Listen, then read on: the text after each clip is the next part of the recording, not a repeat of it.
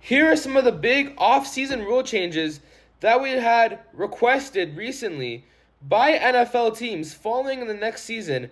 And I'm going to be completely honest with you. I like these rule request changes.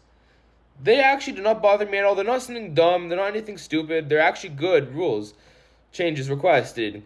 I'm going to take a look at this. Let's see what we got. First off, two rule requests by the Detroit Lions, as they want to make one change where the penalties on first downs should not be automatically awarded to the offense after taking a defensive penalty for holding or illegal contact.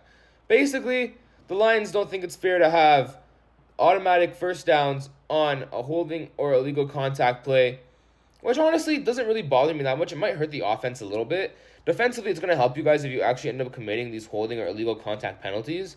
I don't know what they want to make the change to, but I don't know if the NFL would actually accept this rule change. The second one they proposed, I can see that happening. And I say that because this one is about the playoff format, where they want to make it that it should be off of record and not just, oh, you automatically win a division. You're probably the worst team in that division with 7 wins, but you won 7 games, you're somehow first in your division, you automatically make the playoffs. It should be different. They want that to change, because surprisingly, the Vikings did not make this rule change. The Vikings, I'm surprised they did not do this, because they won 14 games last year and had to go on the road in a playoff game this season. The 14-win Vikings had to play a road playoff game in the wild card round. Yes, true story. Back to the Packers rule change of things.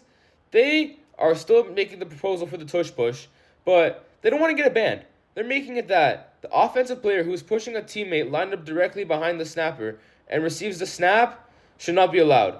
Basically what it's saying is you shouldn't be allowed to have 2 players pushing the quarterback from behind, which this actually isn't allowed in high school football, so I don't mind this rule change at all. It should be fair. It gives the other teams an advantage on defense.